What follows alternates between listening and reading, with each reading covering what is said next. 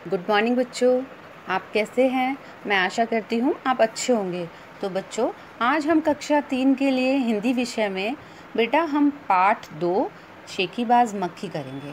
तो बेटा शेखीबाज मक्खी की जो आपको कार्यपुस्तिका मिली है, कार्यपुस्तिका में पेज नंबर 14 और पेज नंबर 15 हम करेंगे। उसमें लघु उत्तरीय प्रश्न और दीर्घ उत्तरीय प्रश्न हम करेंगे।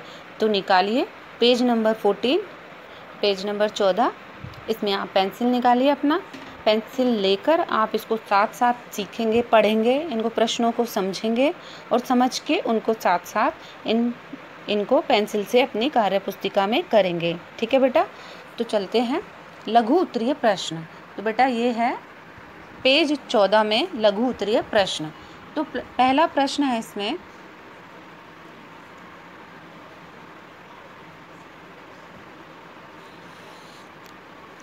शेर क्या कर रहा था। आपको सबसे पहले ये काम करने से पहले आपको पहले पाठ पढ़ना है अच्छे से, उसके बाद इनके उत्तर आपको खुद ही आ जाएंगे कि इनके उत्तर क्या हैं।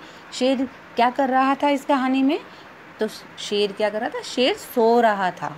इसका उत्तर है शेर सो रहा था। दूसरा प्रश्न है बेटा, मक्खी ने जंगल का राजा किसे कहा। मक्खी ने जंगल का राजा किसे कहा। मक्खी ने जंगल का राजा शेर को कहा। ठीक है बेटा। अब तीसरा प्रश्न है इसमें, हाथी ने मक्खी को कैसे प्रणाम किया। हाथी ने मक्खी को कैसे प्रणाम किया। तो इसका उत्तर है हाथी ने सूंड ऊपर उठाकर मक्खी को प्रणाम किया। ठीक है बेटा। ये है मक्खी कहाँ फंस गए। मक्खी कहाँ फंस गए। तो इसका उत्तर है मक्खी मकड़ी के जाल में फंस गए। तो बेटा ये आपके लघु उत्तरीय प्रश्न 4 हैं। लघु उत्तरीय प्रश्न या तो एक शब्द का आंसर होता है इनका, या एक वाक्य का। लघु उत्तरीय प्रश्न में एक शब्द या एक वाक्य में उत्तर दिया जाता है। ठीक है बेटा। तो ये हो गया, आप इनको पढ़कर समझ के अपनी कार्यपुस्तिका में करेंगे। अब पहुंचते हैं दीर्घ उत्तरीय प्रश्न पर।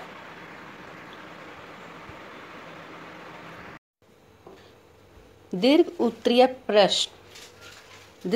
प्रश्न बच्चों ये होते हैं थोड़े बड़े प्रश्न, इनके उत्तर थोड़े बड़े होते हैं। ठीक है बेटा। तो इनको करते हैं दीर्घ उत्तरीय प्रश्न। पहला प्रश्न है, मक्खी ने शेर से क्या कहा। तो इसका उत्तर है मक्खी ने शेर से कहा, छी छी, जंगल के राजा के मुंह से ऐसी भाषा कहीं शोभा देती है। तो बेटा इसको दोबारा पढ़ेंगे। मक्खी ने शेर से क्या कहा। तो इसका उत्तर होगा मक्खी ने शेर से कहा, छी छी, जंगल के राजा के मुंह से ऐसी भाषा कहीं शोभा देती है। ठीक है बेटा। अब अगले प्रश्न पर चलते हैं। शेर ने मक्खी से हार क्यों मानी। शेर ने मक्खी से हार क्यों मानी। तो इसका उत्तर है बेटा, शेर ने मक्खी से हार इसलिए मानी क्योंकि शेर जैसे ही मक्खी को पंजा मारता वह खुद को ही घायल करता जाता। बेटा आपने ये पूरी कहानी अच्छे से पढ़ी है ना। तो इसमें शेर को जब मक्खी परेशान कर रही थी तो शेर जैसे ही उस मक्खी को मारने के लिए पंजा मारता तो कभी उसकी नाक पे लग जाता, कभी हाथ में, कभी मुंह पर। तो ऐसे ही शेर ने मक्खी से हार इसलिए मानी क्योंकि शेर जैसे ही मक्खी को पंजा मारता वह खुद को ही घायल करता जाता। ठीक है बेटा। इसको अपनी कॉपी अपने बुक में लिखना। अब नेक्स्ट क्वेश्चन पे चलते हैं। तीसरे प्रश्न पर, हाथी ने मक्खी को प्रणाम क्यों किया। हाथी ने मक्खी को प्रणाम क्यों किया। तो इसका उत्तर है बेटा, हाथी ने मक्खी को प्रणाम इसलिए किया क्योंकि वह मक्खी से बहस करने में समय बर्बाद नहीं करना चाहता था। फिर से बेटा एक बारी और पढ़ेंगे इसको। हाथी ने मक्खी को प्रणाम क्यों किया। तो इसका उत्तर है, हाथी ने मक्खी को प्रणाम इसलिए किया क्योंकि वह मक्खी से बहस करने में समय बर्बाद नहीं करना चाहता था। ठीक है बेटा। इसमें बिल्कुल भी आप गलती मत करना मात्राओं की। अब अगले प्रश्न पर चलते हैं।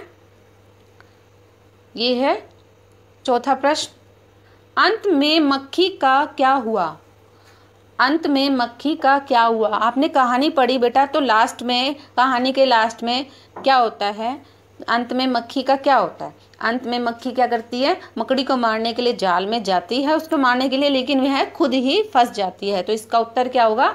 अंत में मक्खी मकड़ी के जाल में फंस गई। ठीक है बेटा, अंत में मक्खी का क्या हुआ? अंत में मक्खी मकड़ी के जाल में फंस गई। ठीक है बेटा, इन प्रश्नों के उत्तर आप अपने कार्य पुस्तिका में ही लिखेंगे और अच्छे से साफ सुथरे ढंग से लिखोगे। और अपना जब भी फोटो खींचते हो तो अपना ऊपर नाम क्लास सेक्शन जरूर लिखना। ठीक है बेटा, और इनको काम करने से पहले इस लेसन को, इस कहानी को अच्छे से पढ़ना। ठीक है बेटा, ओके बाय।